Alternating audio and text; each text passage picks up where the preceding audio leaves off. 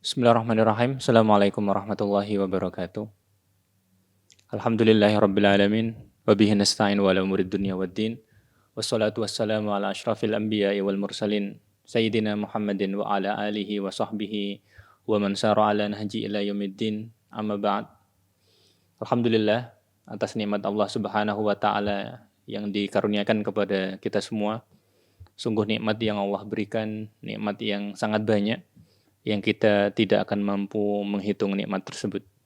Seyogianya kita berusaha mensyukuri nikmat tersebut. Kita mulai dengan hati kita dengan membenarkan, dengan lisan kita mengucapkan alhamdulillah, dan dengan perbuatan dalam ketaatan kepada Allah Subhanahu wa taala. Salawat dan salam kita haturkan kepada Nabi Muhammad sallallahu alaihi wasallam, pembawa risalah Islam yang telah menunjukkan kepada kita jalan yang hak, jalan yang terang, jalan yang tidak ada lagi keraguan di dalam jalan tersebut. Maka kewajiban kita adalah mengikuti jalan tersebut karena kita tahu itu jalan keselamatan baik di dunia dan juga di akhirat. Pemirsa yang dirahmati oleh Allah Subhanahu wa taala, pada kesempatan kali ini kita masuk ke pertemuan yang ke-11. Kita masih membahas tentang Daulah Abbasiyah. Pembahasan kita masih terkait dengan pembahasan zamannya, kekuasaannya Abu Ja'far Al-Mansur rahimahullah.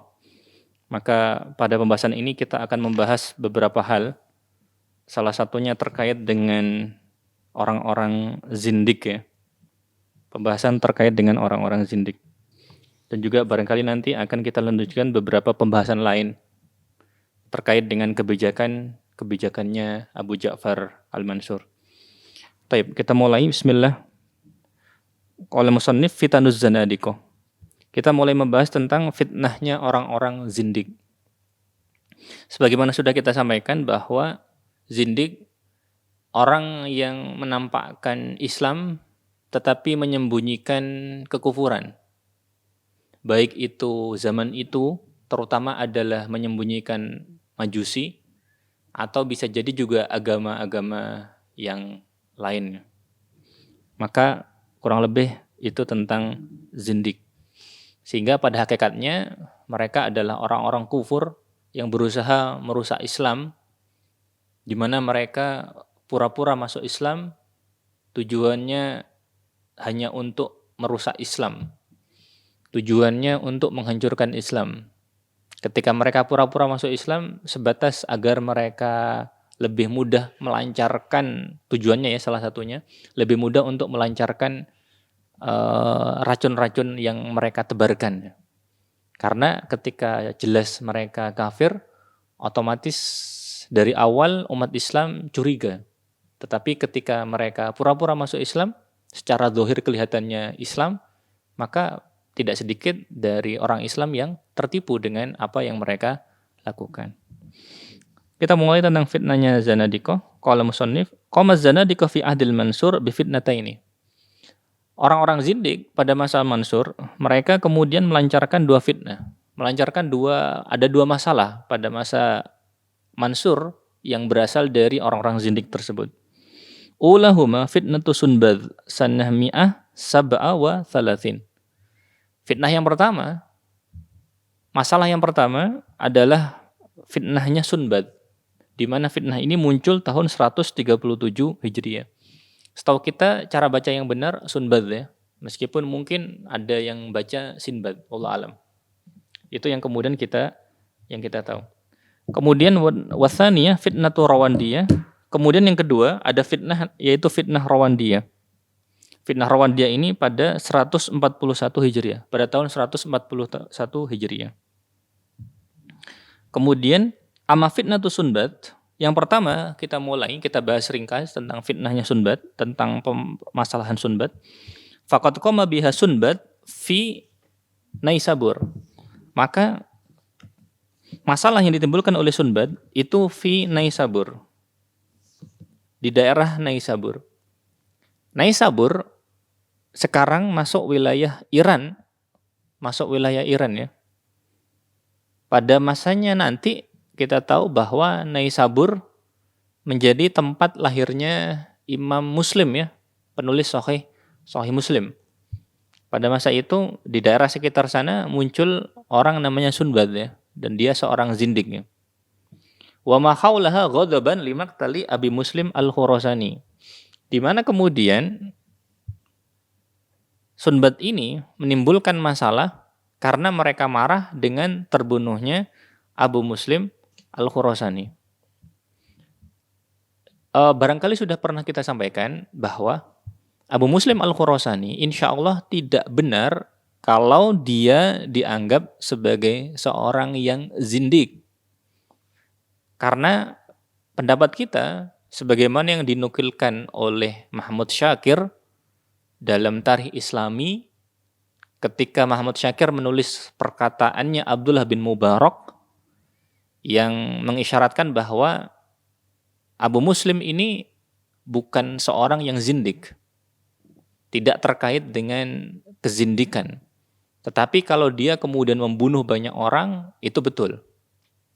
Karena itu, dalam riwayat tersebut, ketika ditanyakan mana yang lebih baik antara Hajjaj bin Yusuf Ats-Tsaqafi, seorang yang dikatakan orang yang banyak membunuh pada masa Daulah Abbasiyah, mana yang lebih baik antara Hajjaj dengan Abu Muslim Al-Khurasani? Abdullah bin Mubarak ketika ditanya tentang hal itu, maka jawabannya beliau adalah, aku tidak mengatakan bahwa Hajjaj itu lebih baik. Tapi dia mengatakan bahwa Hajjaj itu lebih buruk. Mana yang lebih baik? Tidak mengatakan lebih baik, tetapi mengatakan Hajjaj itu lebih buruk. Hajjaj itu lebih buruk karena fokus dengan kerusakannya. Fokus dengan kemudian pembunuhan yang mereka lakukan ya. Sehingga marah karena kita tahu bahwa Abu Muslim Al-Khurasani itu memiliki pengaruh yang besar ya. Memiliki pengaruh yang besar di Khurasan, dan kalau dikaitkan dengan dikaitkan dengan zindik, insya Allah tidak berdasarkan nukilan tersebut. Kemudian fajama'a Sunbad haulahu ba'dhu zanadiqah, maka Sunbad kemudian mengumpulkan orang-orang zindik wa arada muhajamata Makkah al-Mukarramah, dan mereka hendak menyerang Makkah. Menyerang kota suci umat Islam, di mana Ka'bah, di mana kiblatnya umat Islam berada di sana. Fakashafa bidzalikal wajhul haqiqi li zanadiqah wa huwa wajhun karihun haqidun 'alal Islam wal muslimin. Keinginan Sunbad untuk menyerang Mekah, hal itu menyingkap hakikat asli dari gerakan ini dan juga zindik secara umum, di mana mereka kemudian memiliki kebencian, memiliki kedengkian terhadap Islam dan juga terhadap kaum muslimin. Kemudian Shonif menyebutkan, lamma alima Abu Ja'far al-Mansur bima qama bihi hadzal khabith, a'adda jaishan ahida bi qiyadatihi ila Jahwar bin Marrar al-Ijli. Ketika Abu Ja'far al-Mansur tahu dengan apa yang dilakukan oleh orang yang buruk ini tadi, maka Abu Ja'far al-Mansur kemudian menyiapkan pasukan dan menunjuk Jahwar bin Marrar al-Ijli lil qadha ala fitnati Sunbad, untuk kemudian menghadapi Sunbad sehingga diperangi oleh Abu Ja'far al-Mansur. Wa tamma lahu dzalika walillahil hamd, dan akhirnya alhamdulillah kemudian permasalahan Sunbad ini berhasil diatasi dan mereka dibunuh. Sehingga dengan itu selesailah pembahasan yang pertama tentang orang-orang zindik, yang kita mulai dari permasalahan Sunbad terlebih dahulu. Selanjutnya ada permasalahan tentang Rawandiyah. Kita bahas tentang Rawandiyah. Ammar Rawandiyah. Adapun sekarang Rawandiyah. Baik. Penulis buku ini kemudian menyebutkan tentang Rawandiyah, menyebutkan di dalam footnote ya. Beliau mengatakan, Ar-Rawandiyah qaumun min ahli Khurasan ala ra'yi Abi Muslim Al-Khurasani kanu yaquluna bi tanasukhil arwah wa bi rububiyyati Abi Ja'far Al-Mansur. Rawandiyah kemudian adalah suatu kaum dari penduduk Khurasan. Khurasan yang dimaksud sekarang secara umum Khurasan itu adalah daerah di timurnya Iran, bisa jadi juga mencakup sebagian dari wilayah Iran di sebelah timur ya, Khurasan.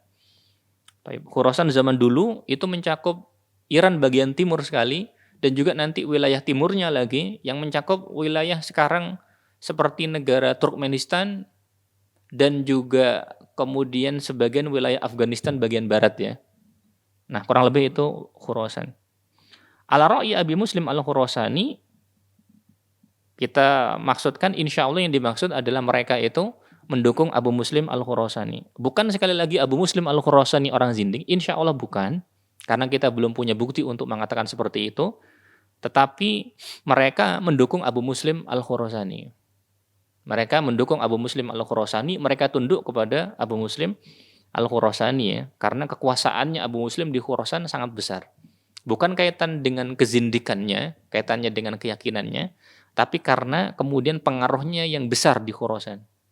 Itu yang kita fahami. Kemudian bahayanya mereka disebutkan oleh penulis, kanu yaquluna bitanasukhil arwah.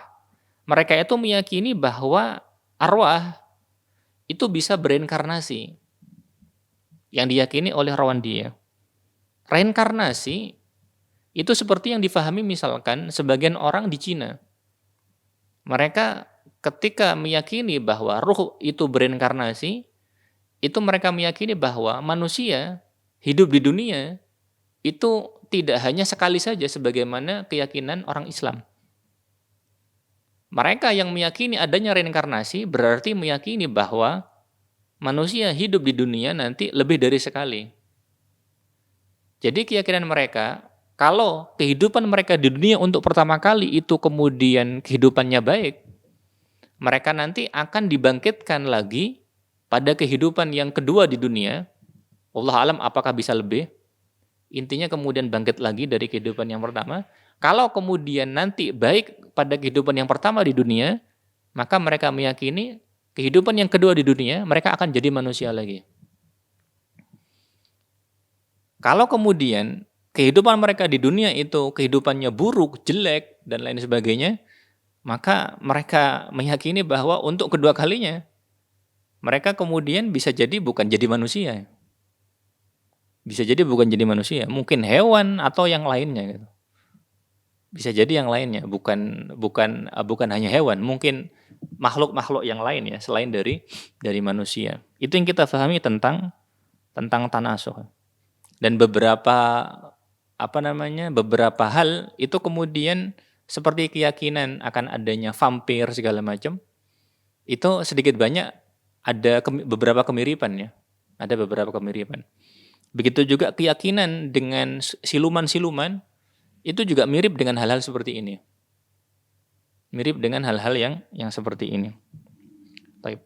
Kemudian di sisi lain, Rawandiyah ini punya keyakinan yang buruk yaitu birububiyati Abi Ja'far Al-Mansur. Mereka meyakini Abu Ja'far Al-Mansur itu sebagai Tuhan. Luar biasa. Luar biasa ya. Sehingga nyeleneh sekali ya, jauh dari kebenaran. Itu tentang keyakinannya Rawandiyah. Kemudian fadda'u anal Mansur huwa rabbuhum. Mereka meyakini bahwa Mansur itu Tuhan mereka. Alladzi yarzuquhum, yang kemudian memberikan rezeki kepada mereka. Luar biasa, jelas kafirnya ya. Begitu juga keyakinan tentang adanya reinkarnasi, keyakinan kufur, jelas. Orang yang meyakini adanya reinkarnasi, kufur, dikafirkan, jelas. Kemudian wajaharu bi araihim. Orang-orang Rawandiyah ini, mereka meyakini Abu Ja'far Al-Mansur sebagai Tuhan. Kemudian mereka meyakini adanya reinkarnasi dan ini jelas kufur ya. Dan mereka terang-terangan dengan pendapat tersebut. Faqabadul Mansuru ala adadin minhum wasajjanahum. Mansur kemudian menangkapi sebagian mereka, orang-orang yang punya pengikutnya Rawandiyah ini tadi. Dan kemudian memenjarakan mereka fil Hashimiyah, di kota Hashimiyah. Asimat ad-daulah qabla bina'i Baghdad. Di mana pada waktu itu Hashimiyah adalah ibu kota negara sebelum dibangunnya Baghdad. Jadi ditangkap ya oleh Mansur. Faghadiba lahumul bakun. Karena teman-teman mereka itu ada yang ditangkap, maka saudara-saudaranya sesama pengikut Rawandiyah itu mereka marah. Wadahamu sijna wa akhrajuhum. Mereka kemudian menyerang penjara dan mengeluarkan teman-teman mereka. Tsumma hajamu qasrul Mansur. Lalu kemudian mereka menyerang istananya Mansur. Lalu mereka menyerang istananya Mansur. Dan ini yang unik. Uniknya adalah mereka menyerang Mansur. Kita tahu bahwasanya Mansur, Abu Ja'far al-Mansur dituhankan oleh mereka. Kenapa? Kemudian yang mereka tuhankan, kemudian mereka serang sendiri. Ini sungguh suatu pertentangan yang luar biasa. Sungguh tuh hal yang kemudian sangat kontradiktif sekali. Tidak masuk akal. Hal itu menunjukkan kemudian betapa jauhnya mereka dari kebenaran. Kacau cara berpikirnya. Tuhan kok diserang? Kan aneh. Karena itu menggelikan. Tetapi itulah kemudian kenyataan yang terjadi. Fatasaddalahum, lalu kemudian Mansur melawan mereka. Wa adharahu Allahu alaihim bitaufiqihi wa fadlihi. Dan alhamdulillah Allah Subhanahu wa taala memenangkan Mansur atas mereka dengan taufiknya dan dengan karunia-Nya. Wa kana ma'ahu adadun qalilun min hadisihi. Mansur kemudian melawan mereka itu dengan sejumlah kecil dari pengawalnya ya, pengawalnya Mansur. Kama syaraka fil qadha'i alaihi Ma'nu bin Zaidah Asy-Syaibani. Sebagaimana ikut serta dalam usaha melawan Rawandiyah, itu ada tokoh namanya Ma'an bin Zaidah Asy-Syaibani. Ma'an bin Zaidah Asy-Syaibani ini kana mukhtafiyan minal Mansur. Haitsu kana al-Mansur ghairu radhin anhu.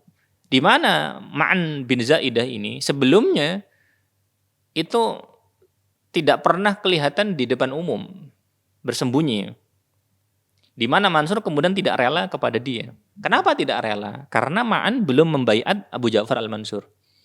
Sebagaimana Ma'an insya Allah juga, sebagaimana disebutkan oleh Mahmud Syakir kalau nggak salah, Ma'an ini kemudian juga belum membaiat khalifah sebelum Abu Ja'far, yaitu Abul Abbas. Jadi dari awal berdirinya Daulah Abbasiyah, Ma'an ini belum membaiat. Ini yang menjadikan Mansur tidak ridho, tidak rela dengan Ma'an ini tadi. Sehingga ketika kemudian Ma'an ikut dengan Abu Ja'far al-Mansur memerangi Rawandiyah, maka kemudian dia senang ya, dan kemudian Mansur berubah pikiran dengan melihat apa yang dilakukan oleh Ma'an, membela Mansur, ikut serta dengan Mansur melawan Rawandiyah. Karena itu disebutkan di sini, falamma dafa'a 'anil Mansur wa 'arafa bidzalikal Mansuru afa anhu wa qarrabahu. Ketika kemudian Mansur tahu bahwa Ma'an ini membela Mansur, ketika dia tahu Mansur tentang hal ini, maka kemudian Mansur mengampuninya dan juga kemudian mendekatkannya. Jadi ringkasnya pada masa itu, ketika mereka orang-orang Rawandiyah menyerang Mansur dan pasukannya, ketika itu agak pagi ya. Lalu kemudian mereka berperang cukup lama sampai kemudian lewat waktu zuhur ya. Sehingga mereka kemudian terlambat sholat zuhur pada waktu itu. Mereka kemudian berperang melawan Rawandiyah ini tadi sampai sekitar selesai zuhur. Selesai kemudian mereka menang, kemudian setelah itu mereka sholat. Setelah sholat kemudian mereka berkumpul dan kalau tidak salah dalam cerita itu disebutkan mereka makan-makan ya. Dan kemudian Ma'an didekatkan di samping Mansur. Sehingga kemudian perbedaan di antara keduanya itu kemudian selesai. Baik. Kurang lebih itu apa yang dilakukan oleh Mansur melawan orang-orang Zindik. Yang pertama melawan Sunbad, yang kedua kemudian melawan Rawandiyah. Pada masa hari ini, maka orang-orang Zindik di antaranya adalah orang-orang yang kemudian menampakkan kekufuran meskipun kemudian mereka ngaku muslim. Jadi mereka kemudian membuat tuduhan yang bermacam-macam dan tidak sedikit dari orang-orang Zindik tersebut, tidak sedikit di antara mereka itu terpengaruh dengan orang-orang kafir, terpengaruh dengan orang-orang barat yang kafir ya, dari berbagai macam agama. Maka orang-orang Zindik seperti itu. Mereka kemudian melemparkan syubhat, melemparkan kemudian perkataan-perkataan yang bertentangan dengan nilai-nilai Islam. Mereka kemudian melemparkan perkataan-perkataan yang kemudian membingungkan umat, membuat syubhat dan lain sebagainya. Sebagian dari mereka kemudian orang-orang yang memiliki pendidikan yang tinggi. Mereka kemudian melemparkan masalah, membuat masyarakat bingung. Mereka kemudian membuat menulis di media massa, menulis di media sosial dan lain sebagainya, membingungkan umat, kemudian membuat banyak syubhat dan lain sebagainya. Maka zaman sekarang tetap saja ada gitu. Dan memang kemudian jika umat Islam bisa merapatkan barisan dan kemudian pemerintah Muslim kemudian bisa mengambil sikap, maka hal itu akan sangat membantu sekali menjaga kemurnian agama ini. Semoga Allah memberikan taufik agar kemudian umat Islam diberikan kemudahan oleh Allah untuk menjaga agamanya. Baik. Kemudian kita lanjutkan. Dengan ini kemudian kita sudah membahas kebijakan Mansur yang pertama. Karena kebijakannya Mansur total nanti dalam buku ini disebutkan ada 3. Kebijakan yang pertama adalah menguatkan pondasi negara, sudah kita sebutkan. Jadi menguatkan pondasi negara yang dilakukan oleh Mansur itu dilakukan dengan melawan upaya-upaya pemberontakan. Dan upaya-upaya pemberontakan itu sudah kita bahas. Sebelumnya sudah kita bahas bagaimana Mansur melawan Abu Muslim Al-Khurasani, Muslim melawan pemberontakan pamannya Abdullah bin Ali, Muslim kemudian melawan pemberontakannya Abdullah bin Ali, dan juga melawan pemberontakannya Nafsu Zakiyah ya, Muhammad bin Abdullah. Begitu juga saudaranya Ibrahim bin Abdullah. Kemudian juga melawan zindik. Itu bagian dari kebijakan yang pertama, menguatkan pondasi negara. Sekarang kita masuk pada kebijakan yang kedua, mukhawalatul Mansur fi tauhidil alam al-islami. Sekarang kita masuk kebijakannya Mansur yang kedua, upaya Mansur untuk menyatukan dunia Islam. Upaya Mansur menyatukan dunia Islam. Baik, kita bahas. Qala musannif, najaha Abdurrahman ad-Dakhil fi iqamati daulatil Umayyah fil Andalus kama arafta. Abdurrahman ad-Dakhil yang kemudian dijuluki oleh Sokor Quraisy, nanti akan kita bahas. Abdurrahman ad-Dakhil itu adalah Abdurrahman bin Muawiyah bin Hisham. Dia selamat dari penyerangannya orang-orang Abbasiyah ketika Abbasiyah itu berdiri. Lalu Abdurrahman ad-Dakhil ini, dia kan masih cucunya Hisham bin Abdul Malik. Khalifah terbesar terakhir dari Daulah Umayyah ya. Khalifah terbesar terakhir dari Daulah Umayyah adalah Hisham. Dan Abdurrahman ad-Dakhil ini adalah cucunya Hisham bin Abdul Malik. Jadi Abdurrahman ad-Dakhil ini kemudian meloloskan diri dari kejarannya orang-orang Abbasiyah, lalu kemudian dia lari ke Andalus. Dan di Andalus kemudian dia mendapati banyak perpecahan di Andalus. Lalu kemudian dia berhasil menyatukan di Andalus dan dia kemudian berkuasa di Andalus. Maka hal ini kemudian menjadikan Abdurrahman ad-Dakhil sebagai penguasa.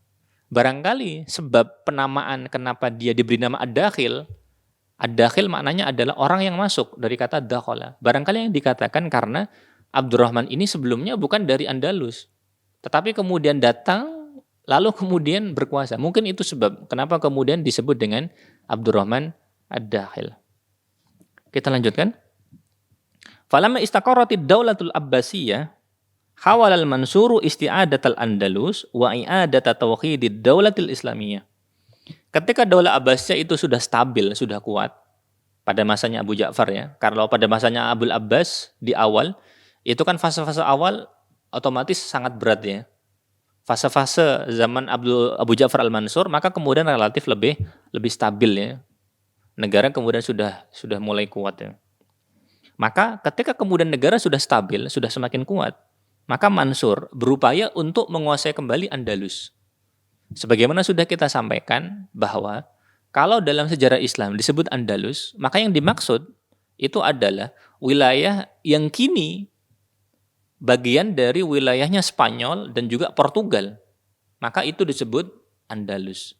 Di mana kemudian mereka itu kan bentuk geografinya seperti pulau ya, semenanjung ya. Semenanjung itu kemudian secara istilah politik maka kemudian disebut dengan Andalus.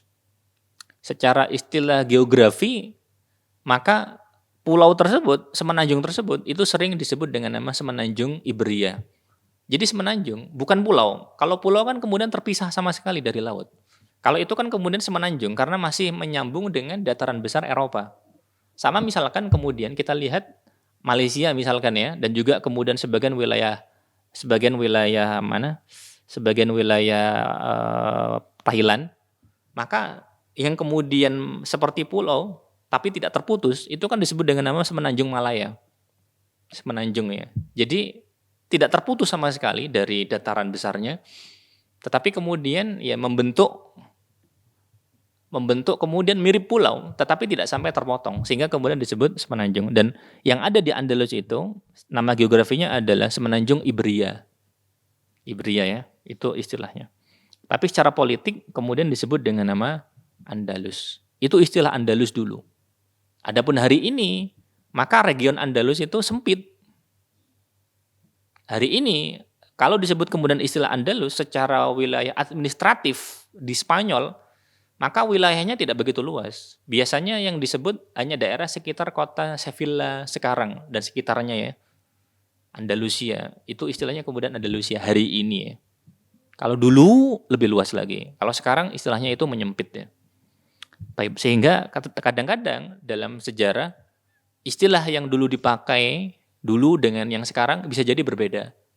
Kadang-kadang juga istilah itu kemudian lebih luas zaman dulu atau mungkin sekarang sempit, kadang-kadang seperti itu. Sehingga ketika kita memahami penggunaan istilah pada masa dahulu, lalu kemudian kita bandingkan zaman sekarang, kita kemudian akan lebih mudah memahami maksud dari penjelasan yang ada dalam pembahasan-pembahasan sejarah ya.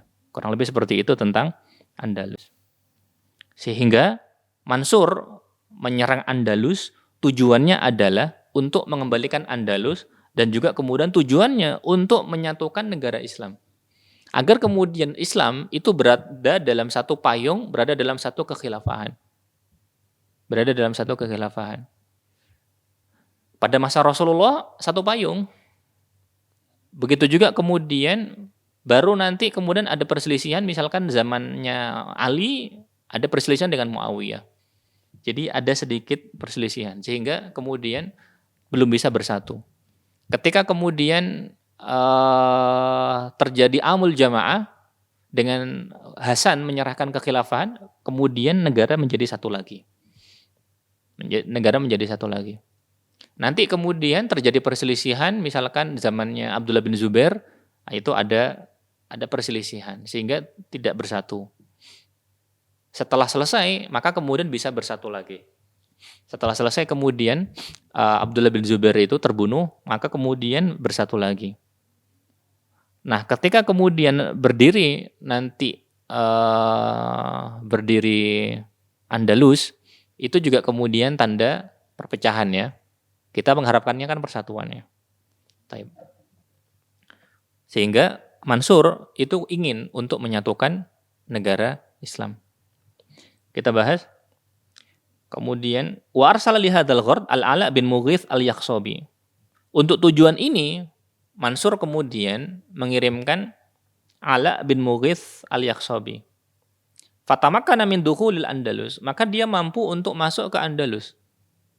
Kita belum tahu apakah kemudian kedatangan Ala bin Mughith al-Yakhshabi ini lewat darat menyusuri Afrika Utara sampai ke Andalus ataukah kemudian dengan kapal. Kita masih belum dapat informasi tentang hal ini. Bagaimana caranya dia sampai ke sana.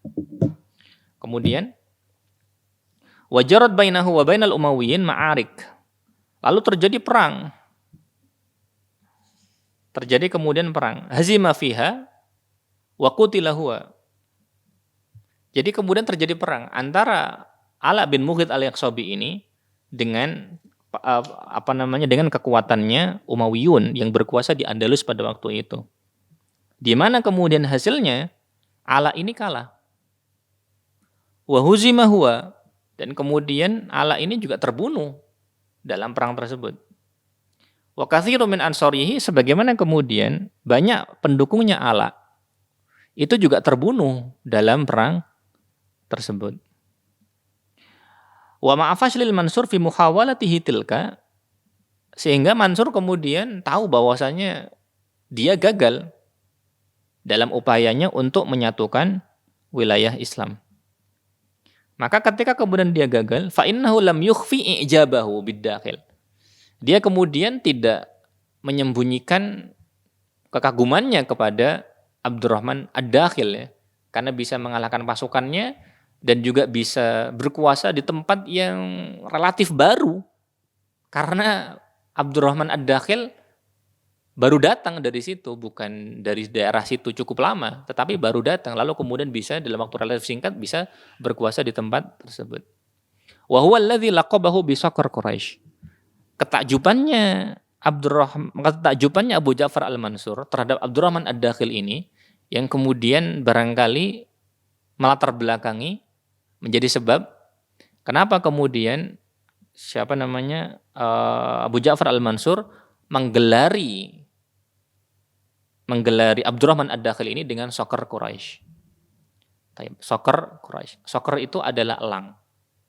Quraisy ya Quraisy, kabilah Quraisy ya. Mungkin karena keberanian atau mungkin karena kepahlawanannya atau mungkin karena jauh. Kita masih belum mendapat informasi kenapa kemudian Abu Ja'far Al-Mansur menggelari dia dengan Saqar Quraisy. Sehingga ala kulli hal Abu Ja'far Al-Mansur kemudian belum berhasil untuk menguasai Andalus yang kemudian maknanya berupaya untuk menyatukan Islam. Dari sudut pandang fikihnya kemudian para ulama pada waktu itu menyebutkan bahwa mereka memaklumi karena jauhnya wilayah Andalus dari kekuasaan di Baghdad. Sehingga kemudian bukan dianggap memberontak ya, karena memang daerahnya baru, bukan kemudian memberontak, tapi daerahnya baru dan jauh, sehingga menjadi pemerintahan yang tersendiri. Karena sulit ya untuk bisa kemudian menyatukan. Ya kalau memang bisa disatukan ya bagus juga. Tetapi kan kemudian mereka tidak memberontak. Sehingga kemudian para ulama membuat pembahasan terkait dengan hal tersebut ya. Dan tidak dianggap memberontak. Dan juga kemudian di sisi lain kita tahu tempatnya jauh. Baik. Sehingga pemirsa yang dirahmati oleh Allah Subhanahu wa taala, maka insya Allah pembahasan kita sudah kita cukupkan sampai di sini saja. Sehingga kita sudah menyelesaikan kemudian 2 kebijakannya Mansur, yaitu menguatkan pondasi negara, kebijakan yang pertama, di mana kemudian pada waktu kita bahas kebijakan yang pertama ini, mencakup pembahasan tentang beberapa pemberontakan yang berhasil dipatahkan oleh Mansur. Begitu juga bagaimana Mansur bisa mengalahkan 2 masalah yang ditimbulkan oleh orang-orang zindik. Kemudian pembahasan yang kedua, kebijakan yang kedua sudah kita bahas, bagaimana Mansur berupaya untuk menyatukan negeri Islam, menyatukan daulah Islamiyah dalam satu payung, tetapi kemudian Mansur tidak berhasil. Sehingga ketika Mansur tidak berhasil, hal itu kemudian menandai bahwa Andalus itu kemudian menjadi negara yang terpisah. Meskipun mereka tidak bilang mereka khalifah ya, mereka hanya bilang mereka itu amir. Nanti belakangan ada di antara mereka yang kemudian mereka bilang bahwasanya mereka itu adalah khalifah. Tapi pada masa itu mereka hanya bilang mereka itu amir. Dan hal itu berarti menunjukkan kepada kita bahwa umat Islam pada masanya itu sudah berkuasa di Spanyol, di Portugal juga sekarang. Dan itu kemudian membawa perubahan besar kepada orang-orang Eropa. Dan nanti umat Islam banyak berperan penting bagi kemajuannya Eropa. Kurang lebih seperti itu yang bisa kita sampaikan. Semoga Allah Subhanahu wa taala memberikan taufik kepada kita agar kita bisa mengambil pelajaran dari apa yang sudah lalu, dari kejadian manusia-manusia sebelum kita, dan kita bisa mengambil faedah, mengambil pelajaran dan berusaha kita terapkan dalam kehidupan kita sehari-hari. Kurang dan lebihnya mohon maaf. Subhanakallahumma wa bihamdika asyhadu an la ilaha illa anta astaghfiruka wa atubu ilaik. Wassalamualaikum warahmatullahi wabarakatuh.